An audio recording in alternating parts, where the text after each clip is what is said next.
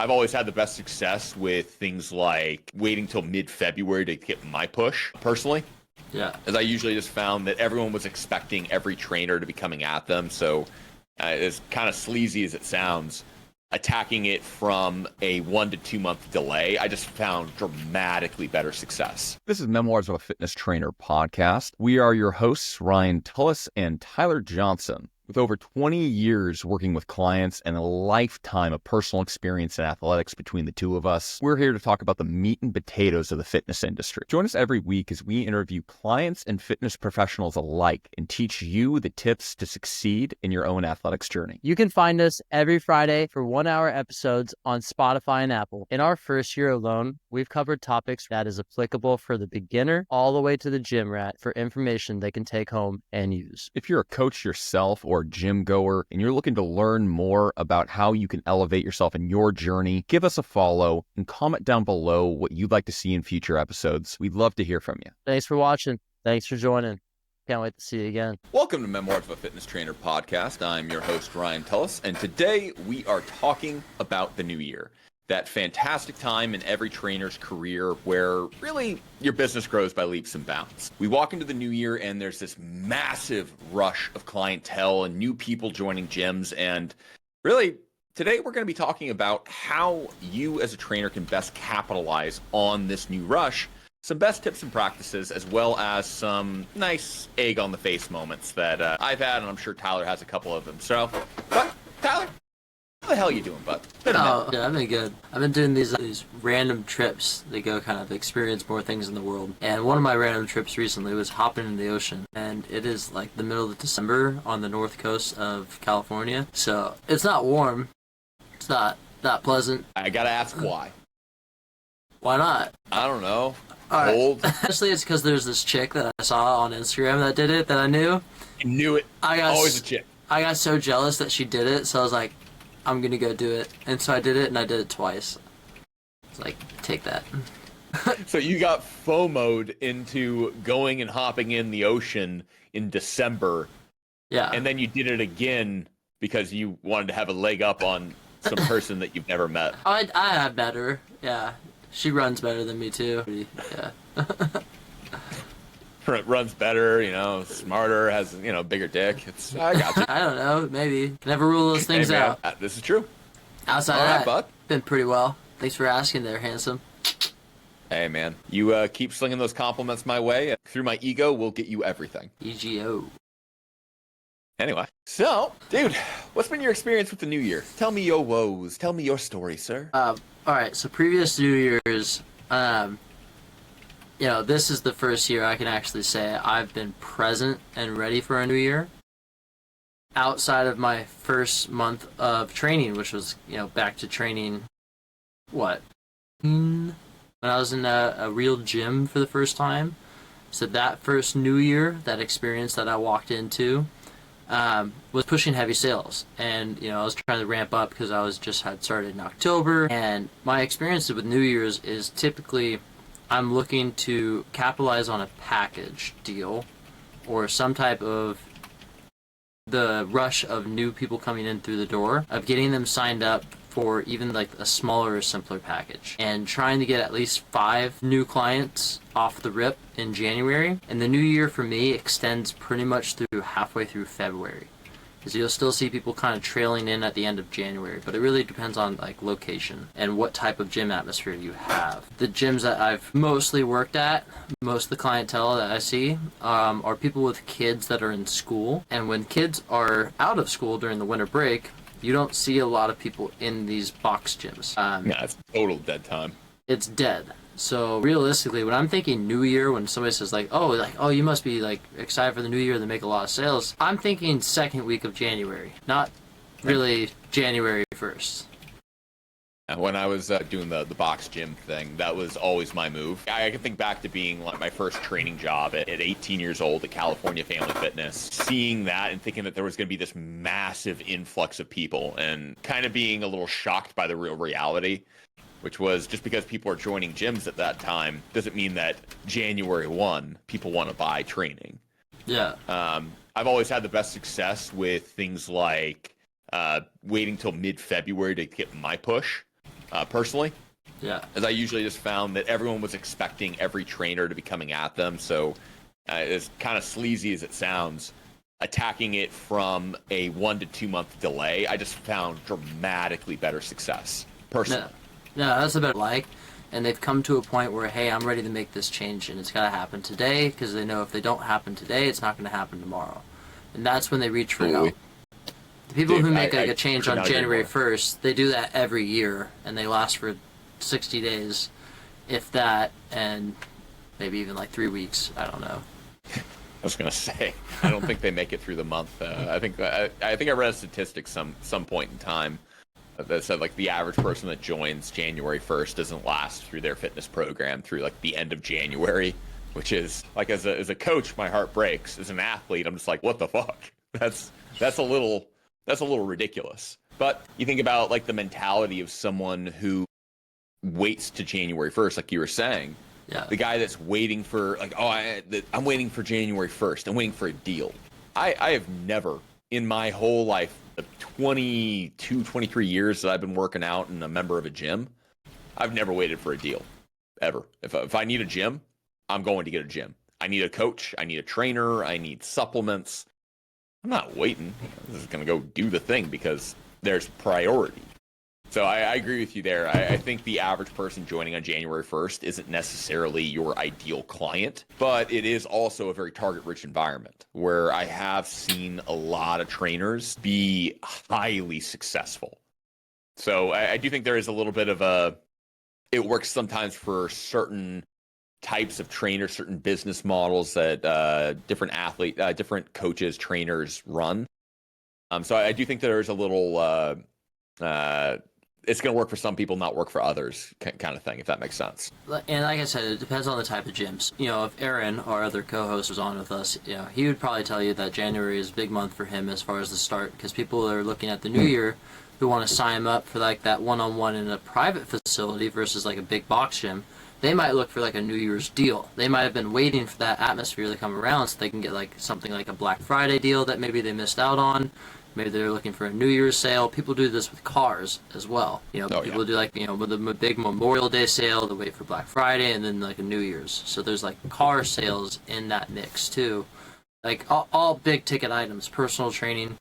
But in a box gym, it's not really on the personal trainers. I don't really see it as far as like the New Year's types of sales. Really, that's memberships. Let's get some memberships sold. Let's get more people around the gym. And that would give a bigger pull and maybe offer them some type of like incentive to see a trainer.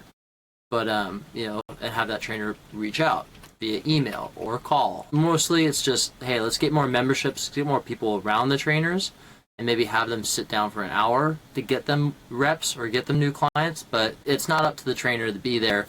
Because I did this my first year where I was there January 1st, having people come through the door. And yeah, I got plenty of volumes of memberships sold, and I got some people signed up. More than half of them didn't even show up to that first session, and then the other half of them didn't continue training past even like 1 or 2 sessions. Yeah. Now, I think there is a divergence almost from big box trainers and, say, someone that does, like Aaron, who owns his gym, and his service is all about the new people. And something I've been finding as I'm expanding my coaching world with the online work, now January 1 matters significantly more versus when I was, training at Lifetime or 24 or CalFit. All of these gyms, there were so many people around, but I never found a lot of success in the early January work. And again, this is probably a kind of a sleazy way to look at it, but or searching for clients when you get into that second or third month where the people who have stuck around, the crew that wasn't going to stick around is already canceled. They've already stopped coming in. And now you have people that are still there, but aren't finding the success that they thought they were going to get by joining a gym. And that creates this perfect environment where someone's new, but they've gotten some reps. It's not working how they thought it would, so their confidence is a little shook, and it allows you to come in as the expert with the answer, going, hey, you've been at this for 2 months since you joined the gym. You thought you'd be down like 40 pounds by now, and you're down 3. You want to come in for a comp session, maybe? I can help you out. Like, just, come on. I got Yeah, you. I'm here. Yeah. You had a better look at a lot more of the full range budget of a gym. Where did you see more sales, completed sessions? Was it in January, or was it December, or was it neither? I've always had strong Octobers. I don't know what that is. I could not tell you. From what I know of the industry, it shouldn't be that way. From what I know of every trainer I've ever talked to, it shouldn't be that way. And just basic human psychology, it shouldn't be that way. But my God, do I just clean house in October. But I think more is an average. March is probably the most common successful month for trainers. Because you're getting your people that have worked through the deals that they purchased on January, those that did do that. You started to pick up some of that February crowd that has tried it but is finding that they don't have the success. So you're kind of getting both of them to come together, and it creates this perfect environment where you're strong from every side, and no one's thinking about summer except for I want to have abs or I want to look a certain way for it. So I would say March. Yeah. What's your experience, Ben? I would say March. March is probably one of my better months. February, March, even though February is a shorter month, definitely it's better. I actually do pretty good around June, like May, June, when it starts hitting summertime. Because a lot of things I'll target is I'll do parents with their kids who are athletics or athletes that have now downtime or free for the summer. So start advertising in that way where I'm like, hey, I'm an athletic coach. I'm looking for kids that are going to be like trying to push during the off season, that they need a little bit of form correction. Maybe they just finished up their senior year and they need some help before they go to the collegiate level, and they want to perfect their squat, deadlift, and be one step higher than the next guy next to them. So I'll kind of market more in that sense. But staying on topic with the setting up for the January month. Okay. I like that. Before we move on, Bud, like I like that there's a difference in skill sets there. Because I think that's one of the things that trainers do need to walk into this understanding is what's your skill set? What type of demographic are you going after? Where is the psychology of your client? Who is that person? And like for me, as summer kind of gets closer, that's usually the worst time because parents are checked out. They're going to have kids now home from school. And really, they just want to go enjoy their summer. It's warm. They want to get out and they want to enjoy barbecues. It's my worst time of the year. Versus yours, looking at from more that athletic trainer side of things, that background you have that I don't. It's now a beneficial time. That's cool. I don't know. I like that. But sorry to interrupt you. I really like that you were saying that. Maybe reframe your mindset a little bit. Most of the time when people have enough money to spend some extra dollars on some personal training, right? That one person, one-on-one. The summertime is actually a time where they kind of get freed up. Their kids are, they're out of school, but they're like no longer they're on a schedule. The kids can stay at home. They can go play with their friends. They're not having to drop them off at school. They're not have to stay with this regiment. These parents are now like, hey, I got some extra time in the morning. I don't have to stress about having them made breakfast. They can just pour themselves a bowl of cereal or do something else. If you reframe kind of like your thinking around like a person's time, realistically, in the summertime could be a boosted month. That's why summertime I get ready for that. Like I definitely don't plan like the longest trips. My longer trips is like I'm leaving for 2 weeks at the end of December. I'm taking 2 weeks off, a week, the last week of December and the first week of January. I won't even be in the gym. It's just pointless. There's nobody around. Everybody's out with their kids and they're out skiing or on vacation. That's definitely a vacation point. But summertime I think is different. That's personal consumption. I like the fact that we have. Well, no, I like the fact that I understand your reasoning. I'm assuming you probably understand mine. Yeah. And the fact that it's coming from two completely different ways at this. I do think, though there are best practices to get ready for the new year, it's not going to be a one size fits all, which is kind of why I wanted to focus down on that point. Is trainers will have to walk into this understanding that just because someone else is having a killer January, like I'm going to have an amazing January this year, but really my entire world is just online coaching, and online coaching does a lot better in January and follows more traditional buying times like other industries and other services do. I just don't necessarily think that's always the case for the in-person element or necessarily applicable towards every type of training business out there. Yeah. Yeah, I mean, this year is a little bit funky for me versus like what it's been.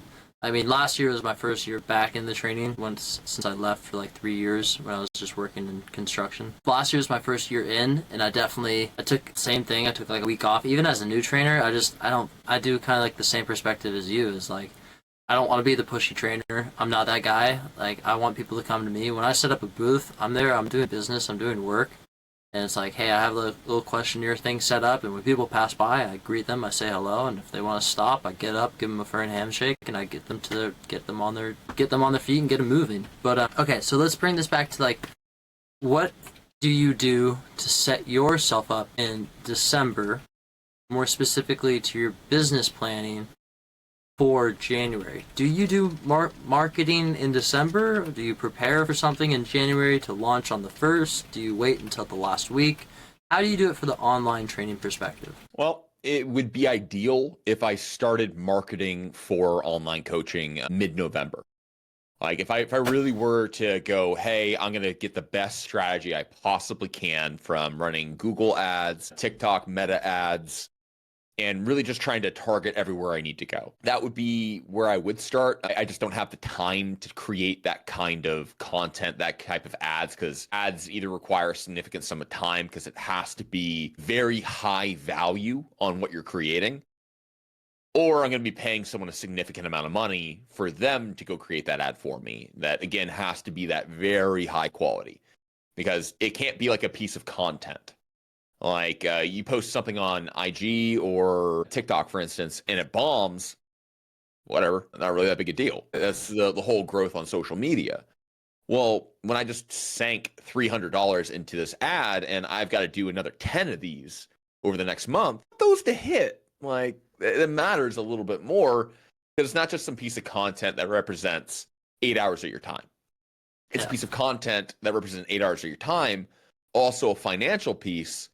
And if I send it out to this wide-reaching audience that a paid ad will get to, and I just look like an absolute idiot, well, It's not going to matter that my next ad looks absolutely awesome because they're just going to remember the first one they saw, which is, oh, God, I got to get past this. So it is a little bit more important to be very accurate when you are running paid ads because it does represent your company to the people who will actually buy from you. But to answer your question, January 1st is when I start running ads aggressively. But if you have the time or financial means, my God, you should be really starting like mid-November. That would be my recommendation. Yeah, I mean, if you're going to throw $50 at the wall and just like, let it run for just like the start and just kind of get some feedback on a couple ads, I would do that if I was thinking more on the online training, if I was trying to like push a program like Aaron's. Is just, create a few ones, a few videos, some clickbait, just see like some reactions, and the one that got like the most, watch time or something like that would be the one I would drop full-heartedly on, the first. Is the same thing. Is when people wake up on the first with their hangovers and tired eyes, and it's the first day of the new year, and they've made this pledge to themselves, or whatever the change in their heart has shifted, is that's when they pick up their phone, they start scrolling, or they see these ads, and that's when you expect to see these New Year's ads, and that expectations to meet that expectations is perfectly fine when it comes to being an ad. Because at the bottom of everybody's heart, if we could live a life without ads, I think people would choose like, hey, would you rather never see an ad again or see some ads? I don't know how many people are really going to pick, yeah, I'd like to see some ads. They'd probably say, no, just show me what I want to watch. Yeah, that's part of why having like an organic following on social media is so powerful. Because you're not having some ad of someone you don't want to see. You're consuming content of someone you willingly chose to follow and really like, and they have this brand, this identity, or you find the value that they're trying to deliver across. Yeah. Well, if you don't have those large audiences, that's where I do think paid for marketing becomes very important. Right. But I like what you said about just trying to sample ads. Because I was just watching a video from Gary Vaynerchuk earlier today, just a big social media marketing guy. If you guys haven't like really checked him out, highly encourage you.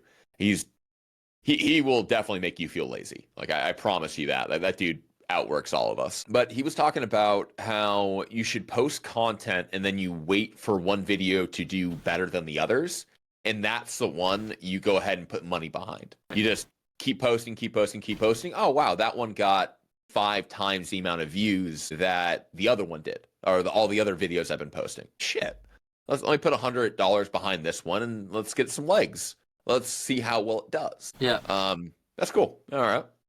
I mean, you even see that on a lot of like Instagram suggestions. Like you'll see that if you're ever scrolling through reels or doing something like that, and you have a good reel that got put out, even if it's not even a good reel, Instagram will suggest like, hey, would you like to push this reel that got all these likes? Hey, this is, we just want your money, but also this would help you. It's always about the money.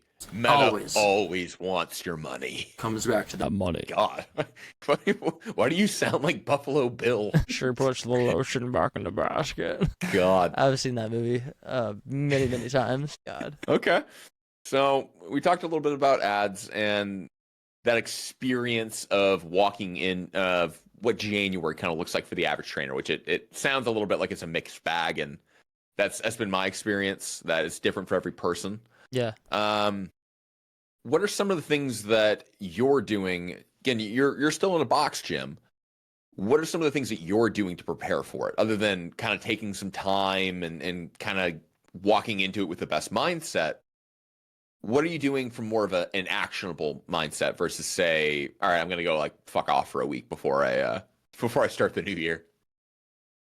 I probably have this little bit of a suspicious look right now. So I'm waiting for my offer letter, which should have been in this week, but it looks like they're going to wait until literally the last day of this week to send it. But whatever it is, I'm going to accept. I'm getting ready to switch gyms.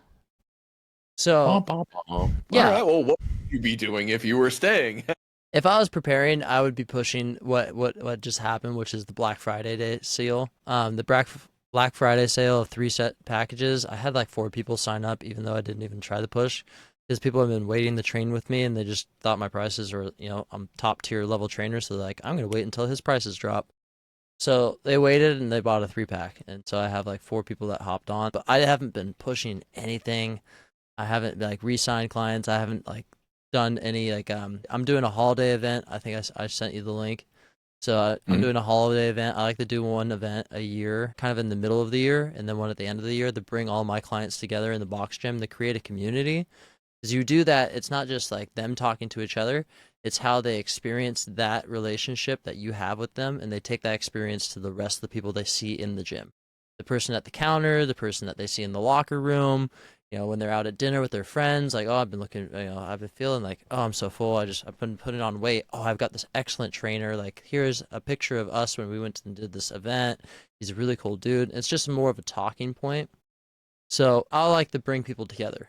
So at the end of the year, like I'm spending something like $300, like not even a huge investment. I'm gonna get bagels and coffee catered to where we all meet up, and we're all gonna wear like onesies and like or ugly Christmas sweaters. Like the theme is like Christmas, so to dress up and all that. And I got a bunch of people excited, and then there's a staircase we're gonna go walk up and down, and I'm gonna keep a tally board and have little fun games to play. So I kind of get a community together, and then if I was setting up for the new year, I'd be having a lot more sign-ups. I'd be pushing the schedule out my New Year's, like, hey, this is like who's preparing for New Year's resolution, and have a sign-up sheet, and I'd be sitting at a booth being like, hey, like, are you looking to train in the new year? Like, and I would work with my sales team, my marketing team, my fitness director, and say, what prices can I offer to reduce my session count? Can I offer like 10% off in the new year? Something like that, some type of incentive to bring people to me. I would be pushing more in the marketing stance, but currently not doing any of that. Yeah, I got you. It was one of those ones where I asked the question, I'm like, wait a minute. Yeah. I know what you're gearing up for. Well, 6 weeks ago, I started tailoring off. Like I literally, like I've signed up one new client, and for me, and as you know, as a box gym trainer, if you are not setting up at least one new lead per week, if you are full, then you are failing, right? You're going to not be full very quickly. Yeah, you can't just say like, oh, well, I'm closing 120 sessions a month, I'm top shit, I'm good. Like, okay, What if 3 people decide to drop off next week and one person gets injured and now you're down 4 and you've got 0 leads? Well, there goes 8 sessions a week, 36 sessions a month. Now you're under 100. Yeah, that's a good point, though. And that's another way that it just kind of sparks the idea. Full disclosure, I've never been someone that has capitalized on like holiday deals. No point in my career was Black Friday the time that I was like, oh, let's go out and sling session packs. I personally have always found that someone that buys sessions on a discount and will only buy on a discount is only going to be with you for a very, very short period of time. Every once in a while, like, you get the guy that turns over and becomes like a lifelong client. It's like, all right, that's cool. But that has been my personal experience. But I like the idea of someone that, all right, I'm not looking for new clients at this time of the year. That full trainer, that guy that does have 120 sessions or whatever, and having that person using this time, like, well, let me go ahead and get a bunch of leads, get a bunch of names, get a list of people that are all coming in. And hey, I'm not taking clients right now, but welcome to the gym. This is going to be great. Here is a little bit of value I can give you. Here's a free workout program, whatever. And using that to create a value piece where they know you're good at what you do. They know that you're kind of caring, compassionate, you're successful. And then all of a sudden after 2 months, well, you've lost a couple clients because that's just how life goes. And that person, well, they've not hit their weight loss goal. Shit, what's old Tyler got going on? What's old boy Ryan doing? Like, he gave me a workout program. It was cool. I think that'd be a good strategy for people to take that are kind of full up and don't necessarily want to go out there searching for the New Year's crowd, which is kind of more where I lean personally. I get that. And yeah, it's based off of experience, right? So I've seen more experiences where if I have a 3 sessions with them off of some sales package, yes, probably 50% of them do not convert into being long-time clients. I provide enough value, and they tell me what their needs are, and I they get 3 workouts, they walk away. But it's like investing. That's a small investment piece for what could be a larger picture. That person's experience in those 3 sessions, if they are so positive and so rewarding, there's a guaranteed chance that that person will come back around the next time there is a sale to help ramp up just a couple more sessions. Or by word of mouth, they're on the Stairmaster and climbing with somebody like, oh, have you ever worked with a trainer here? And that person's questioning, like, oh, I worked with Tyler. He's really good. Like, he was too expensive for me, but like this and that. That person might be inclined to come talk to me. So I kind of do it I'm putting feelers out there. It's a small investment of my time. I'm trying to just fill some hours and also close a big month. If I'm in a box gym and I can add on 4 people who sign up for 3 sessions, that's an extra 12 sessions to close out that month if I can get them booked. So, I mean, adding 12, just boom, right then and there, easy peasy. Why not? I get that.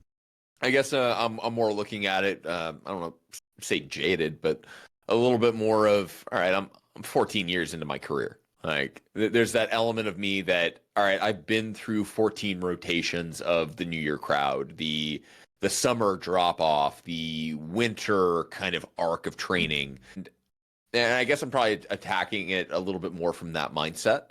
But I completely agree. If you're definitely looking to fill more hours, this can be a great time for you to capitalize on it. And you know what? Let's not even say the 120 session a month guy. Let's just say you're working for your first 30. Like, as cold as that can be. Like, fuck yeah. You get out there, discount your sessions by half, and who cares if you convert 25% of the people that sign up with you to long-term clients? Yeah. Dude, who cares? I can't wait to be doing that in January. Dude, honestly, I love it. I love the climb. Oh my god, it's like my alcoholic self, seeking the bottom because I love climbing out of the pit. That is my true disease poking out of me, where it's like I'm so excited to be back down to 0, so I can just go back and fight and climb again and just like show my worth, not only to myself, but to like other people that are my peers. I'm so highly set on this. Like, I'm so stoked. See, that's why we're friends. Above everything else that you got going on, that right there is why we're friends, because there is a little bit of me, like somewhere in the back, you know, where the cobwebs are, that's just sitting there going, I wish I could go back to a normal gym and just like enter on in the new guy and just pick out that top trainer. Like I've done that at every gym I've ever gone to, pick out the guy that I'm like, you, how many sessions do you have? 160? Let's go. Yeah. We're going to do this. And like that just getting closer. He doesn't see you as a threat yet. It's like, nah. That's a young gun. He doesn't know what he's doing. He's actually doing pretty well. Like, I love that. Yeah. No, and especially since I've already tailored into like kind of what I'm looking for from this gym is to move into management. Like, I've already kind of gotten that indoctrined, what needs to happen. And they don't have a fitness manager. They have a general manager who's doing part of the fitness stuff, but they don't have one. So they're looking for somebody to fill that void. And they're like, dude, like if you can convert, you can be like the numbers guy. You can show this that you got a good business. Of course, you know, you haven't held a manager position before. So, you know, show us what you got and we'll move you into that. So, but I already got my eyes set on that dude. I know what his name. I know what he looks like. I've talked to other people about him. I've had clients tell me that he's not as good as he seems. He's just been around the industry for a long time. So they're just like, it's another Mario. It's just like, I was thinking about, dude, it so is. He's 100%. He's just, yeah, he's a 6'7" Mario. And it's just like, yeah, every single person I've talked to is just like, he's just egotistical. He thinks he's all that. He's really not that good at training. And when you look at him, he's just like, looks like a mess. He's got baggy sweats on. He's just like, he's just been there a long time. Could be the greatest guy ever. I don't know. Right? I haven't really met him. But I got to tell you, when I walk up to him, hey, how's it going, Tyler? And in the back of my mind, it's going to be like, what is it? It's, what's that old saying? It's just like, it's from that movie. It's like, sir, you're going to be saluting me one day. It's like saying what's up to the general or whatever, like knowing that you're like a new enlisted and just being like, one day you're going to salute me. And just letting them know. Dude, I love that. I love picking a fight with a bear. I mean, that is really something I honestly do miss, is like just having that one trainer next to you that you're like, you look like you're going to close the month out like 2K up on me. No. That doesn't happen. We don't do that. You don't put more on the board than I do. Yeah. And it's all a game. I mean, at the end of the day, it's how can we go out and help people, which is just me being a little PC, but it's how can we go out and help people? And the more you gamify that, that's how my mind works. If I treat it like a competition, I can help the most people, and it keeps it entertaining and fun for me. And again, ultimately, I end up giving the best experience. And not because of I want to like provide value and help these people, because it almost kind of plays into the game that I'm trying to do. And then I end up playing a great service because of it. But I would say that, I mean, that's probably one of the biggest reasons why I'm moving gyms is because the level of competition is just, it's not there. Like I'm not giving the incentive to be competitive next to the person who's with me. The people that are there, they don't want that type of atmosphere. It's really, there's not a press for it. I'm just like, this isn't my style. Like I miss, I mean, if I was in a better state of mind when I was in Rockland, I probably would have been a lot better. I feel like I probably would have ascended to probably being a really good coach. Like I was a good coach, but not a really good coach. There's still days I wasn't showing up for myself and for others. So. Yeah, but you could say that about any one of us that was there around then. We had the perfect team. We had more members above the 7-figure mark than we knew what to do with. Right. And that's true. We were all just running around like idiots, focusing on 50 different things that weren't the things we needed to focus on. And as trainers go through their career, as we did, you go through it, you get reps, you learn, and you keep going through it to do better the next time. And I think that's a very important thing, to identify opportunities you missed, but don't leave any emotion on that. The comment section on Yelp when you looked at Lifetime was like, love this gym, really great, but the trainers are so aggressive. It's like, that's what happens. It was like every month you ended up with like Dude, when we were setting budgets, Yeah. dead ass, it would go from, all right, we have a $350,000 sales budget, and then you'd hit it, and then the next month, 380. Wait, where do you expect me to find the 30 grand? And then you somehow do it, and then 400. What are we doing? This is a joke? I didn't get these trainers to stroke out if I keep pushing them this hard. Yeah. Like, what the fuck are you doing? Yeah. I mean, we had like 27 people on the staff. All right. So let's talk about something is with the new year coming around. So what do you do as far as prepping yourself? I mean, this is more my part, but I mean, how you used to prep yourself. Winter vacations, winter trips, people understanding that, people are going to drop off your schedule. So things are going to get bad before they get worse. And then eventually you get to the other side of the mountain, right? The January hump. Again, this is probably just a difference in style between training styles, but I tend to hold clients to what the training is that they invested into. So when a winter trip is coming up, it's, all right, we're going to keep doing this. Well, what do you mean? I have a trip. Yeah, we're going to build you a program. We're going to make sure that you have a plan. And of course, you're going to still be training. So from keeping clients accountable, it's just something I instill from day one that, yeah, of course we do this. It's a holiday? Well, yeah, but you're trying to lose weight, and it's Halloween. We've enjoyed a lot of Halloweens up to this point. We don't need another one. And I think because I drill that more hard line in the sand a lot for people, that when they are going on the winter trip, it's just a part of what their training is going to be. Like, I have people that'll come up to me even now that will ask me, like, hey, I'm going on this trip. What are we doing while I'm doing that? Like, it's already assumed that there's going to be a program put in place, that the training continues. And then from a billing and price standpoint, when they're not there doing sessions, I would either displace those sessions. So take them, let's just say they're training with me twice a week and they're going to be gone for a week. I would take one session and move it up and have a 3 time a week. And then I would take the other one and move to the other side. And if I couldn't do that, I would price them down. So give them a discount on those sessions and use the revenue I got from that to build their program that they would then go follow. So it would very minimally impact me financially for people being gone. And it kept your clients very adherent to your program. Right. That's what I've done. But you got to have a real tight grip on your people to be able to have an approach like that. And it's not something I would recommend for most coaching styles, but that's just how I've done in the past. I mean, how about you? What percentage of your clientele are looking for weight loss?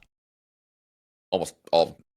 I would say, I used to have the math on this, but it's upper 80% of everyone we work with comes to us specifically for weight loss. And I think even like the 13 or 14% left that don't are all, the majority of them are former weight loss clients. So almost the entirety of my business in its entirety is weight loss clients or former weight loss clients, to be rather honest.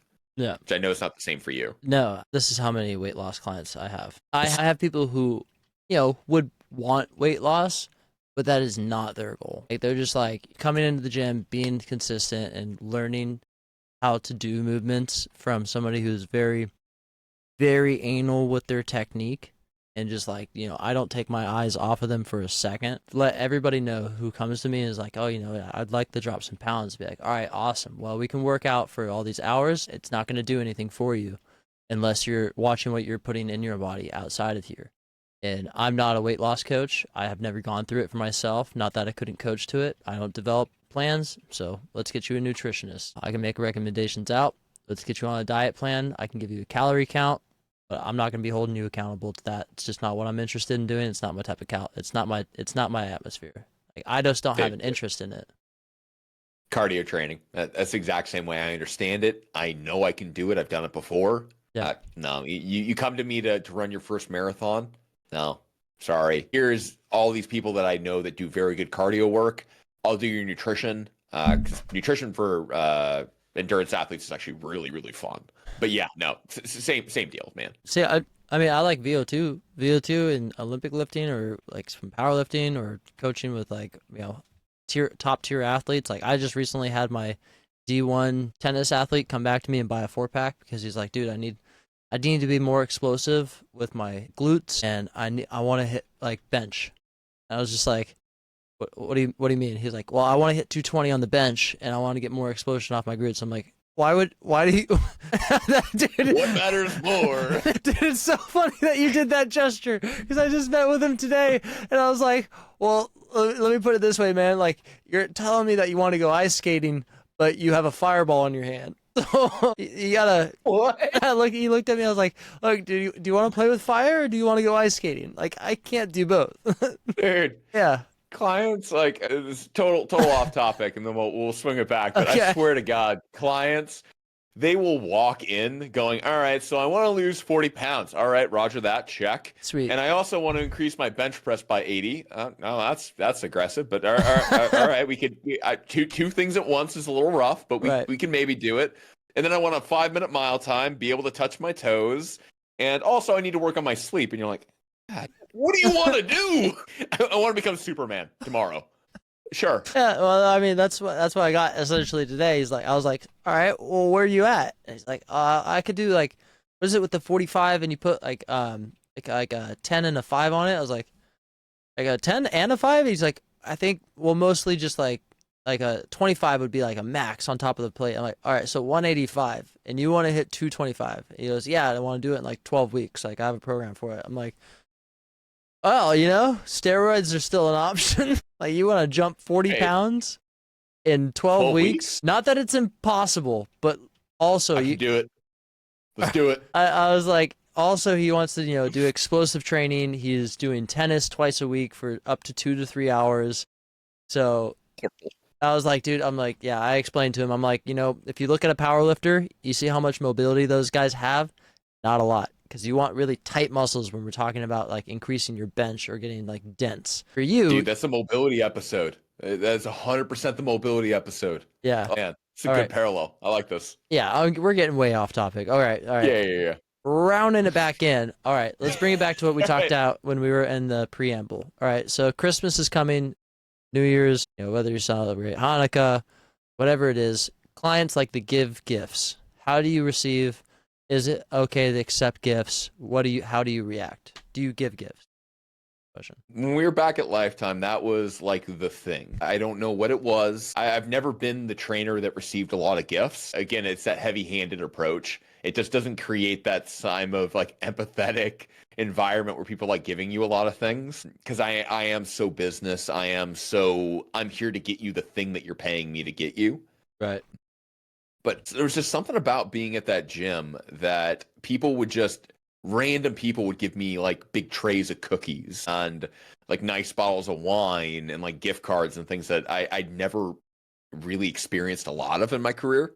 Yeah. Like, you get that odd client that'll, is like really grateful and, gives you like a gift card or, shows up with a bottle of wine. But it was never like a Christmas thing for me. So I don't know if I have the greatest answer with it because it kind of makes me feel a little uncomfortable personally, because that's not what I'm here for. I'm already receiving what, to be rather frank, is a large sum of money for my time.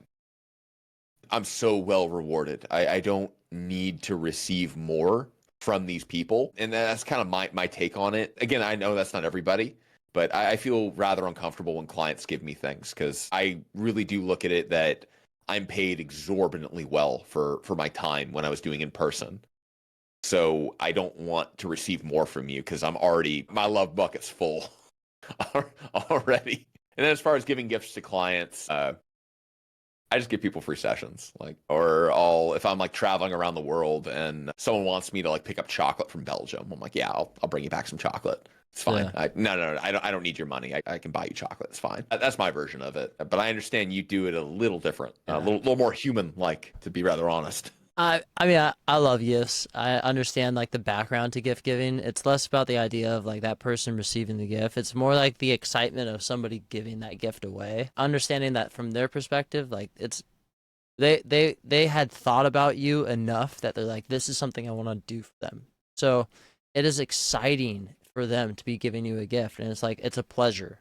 Kind of like, man, you've been such a good part of my life.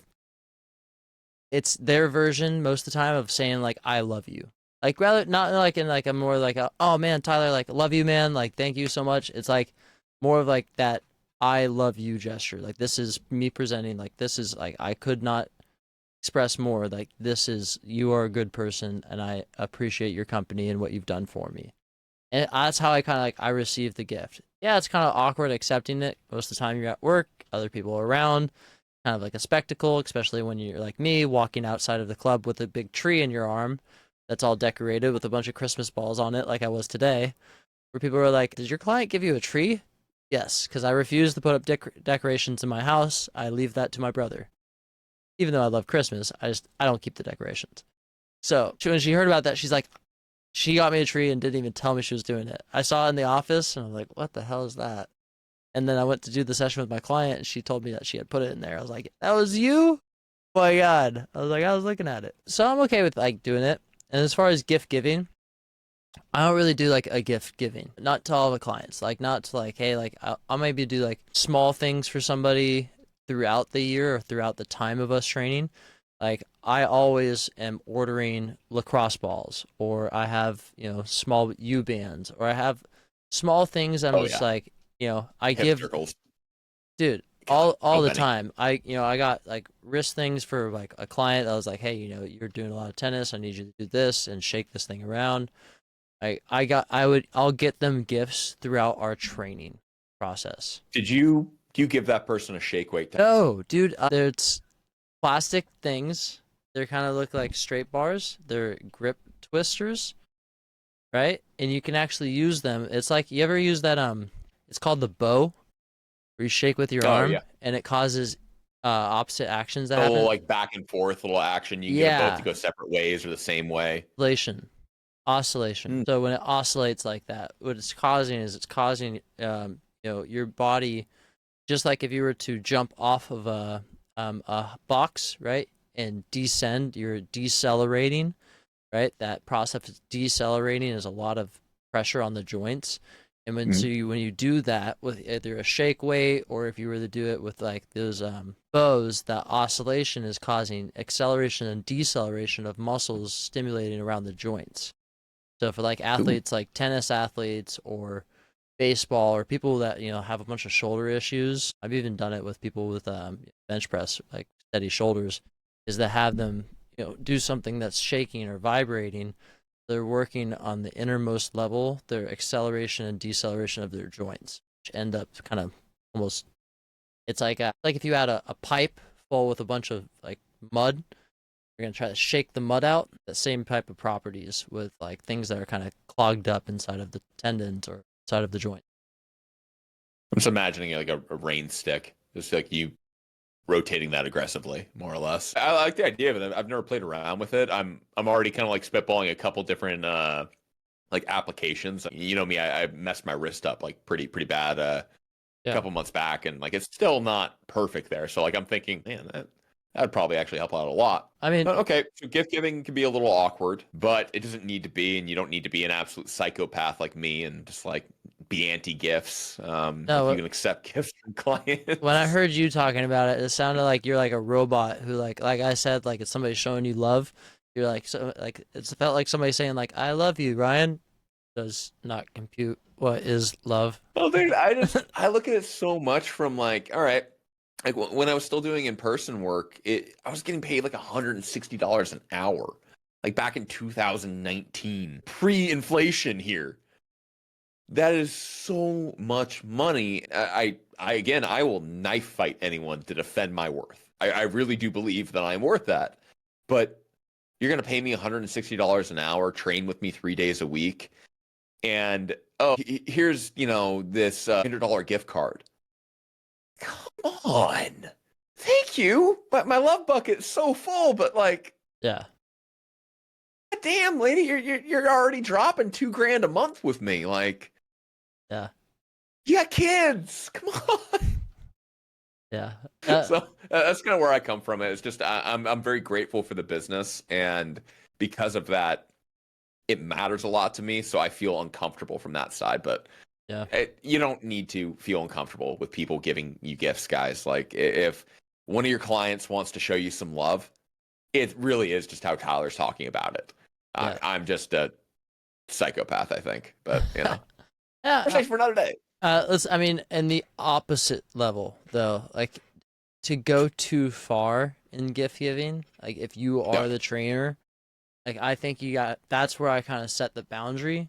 Like I'm saying, like I give small gifts throughout like the training process or like things going back, or I'll do like an event that kind of gives back to all my clients where I invite everybody and it's just kind of like a small like winter bash at the end of the year where just coffee, bagels, or donuts, just something that's like, hey, let's go out, let's give a little treat and let's go do something fitnessy or like do a walk or some type of spectacle. Like even with like if I had an online training business, I'd send like a thank you card, like an end of the year summary thank you card, like hey, thanks for picking and choosing with us, like something that's just like very small token of gratitude, not something so big that it'd be like to each person like, hey, I'm gonna get you your own fitness bag with like everything stuck in it, or No, you can't. I mean, yeah.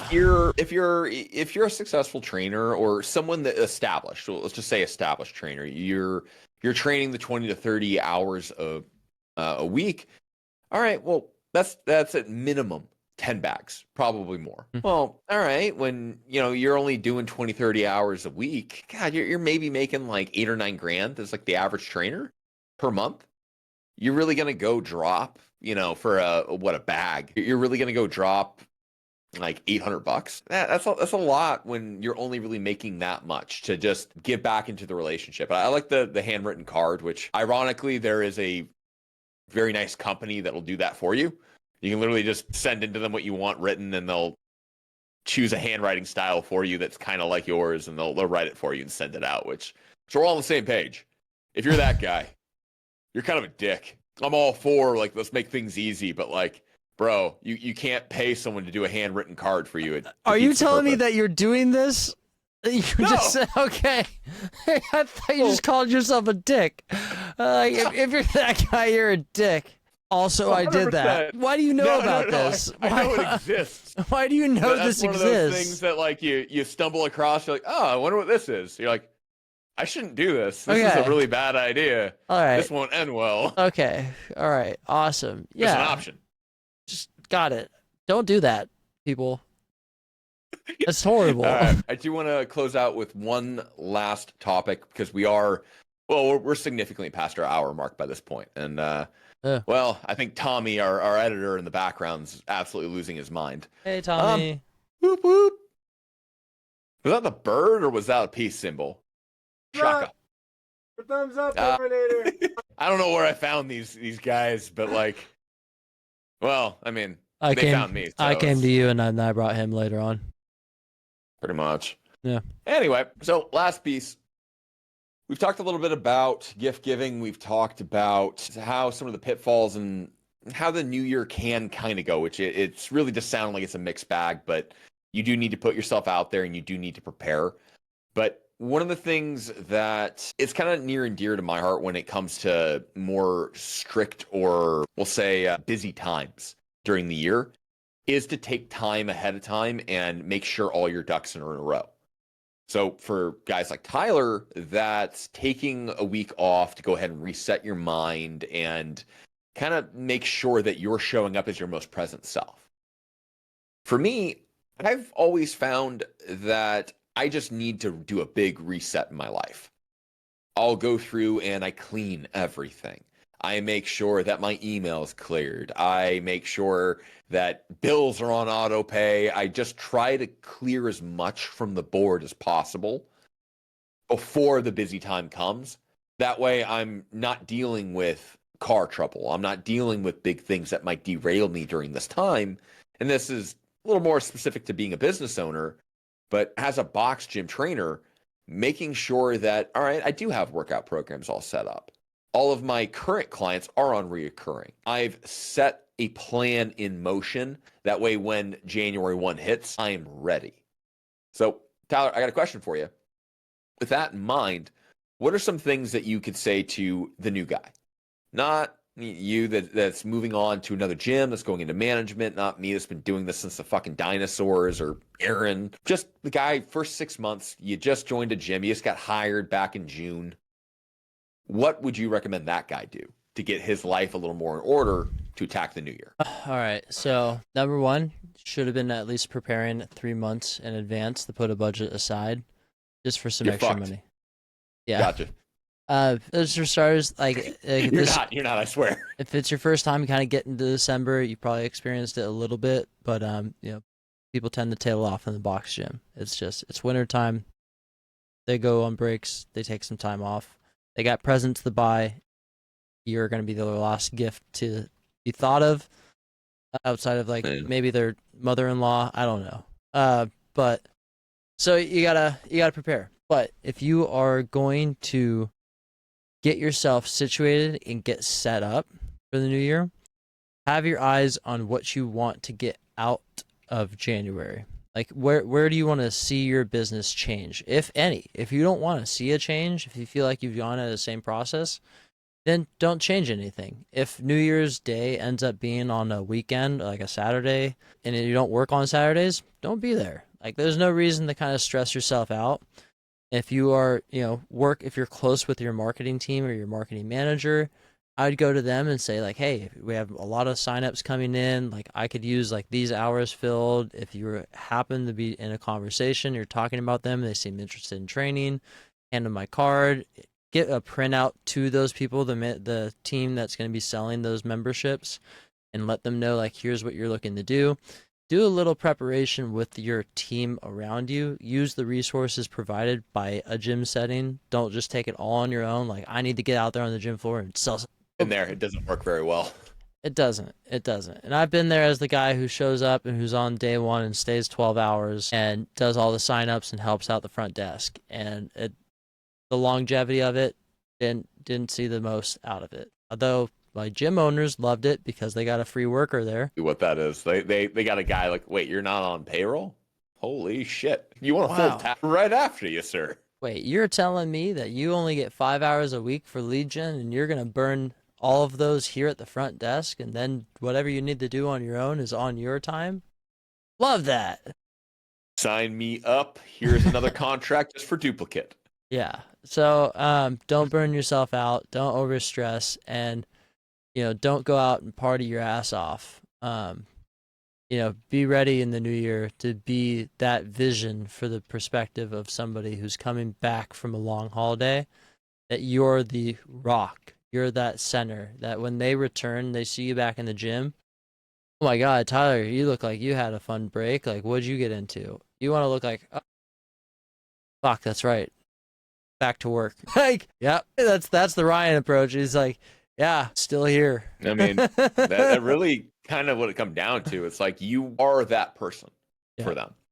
Like people, when they go into starting a new workout program, whether that's weight loss or fitness or whatever people are getting into, they're going to be looking for organization. They're going to be looking for an order to the chaos. Because you think about it in terms of what clients will tell you for why they get disrupted in their workout program or in their journey for whatever they're pursuing in fitness. It's always because they got out of routine. Well, that's kind of what they're looking for from you. They want to show up to the gym and see, oh, this guy could fit into my routine. He's a right angle. He looks like he's a trainer. He walks the walk. He talks the talk. He's showing up ready to go. Because this person, quite frankly, they don't know how to set up order and control when it comes to fitness. Yeah. So they're going to be searching for that in you. So I think just walking into January looking ready is such a game changer for the guy that, quite frankly, you don't know where your hands are. Like, you don't know what to do. You don't know how to overcome objections well enough. You might have a little bit of a lay of the land after 6 months, but you're not swinging with the pro quite yet. So get yourself in order going into the new year. Walk into it with a plan and an expectation of what you're going to get out of it. And beyond all else, just relax. There's going to be more New Year's. You can be a trainer like me that doesn't really perform in the New Year's very well. Or you can be a trainer like Tyler or like our friend Aaron who kills it during the New Year's. It's okay for you to not necessarily have a super exciting month. You can pick it up in the later months. Just be prepared, relax, and it's okay to be giving gifts. All right, guys. I appreciate you. If you guys don't mind, sincerely, like real talk, me and you here. Down below, there's a comment section. I know, I just blew your fucking mind. I want you to go down there. What do you want to see in the next one? You want us to talk hypothetically? Could a pro bodybuilder take Shrek in a fight? I don't know. We can figure this out. You tell me. All right, guys. We'll catch you next one. Love you. Appreciate you. And have a happy holidays. Cheers.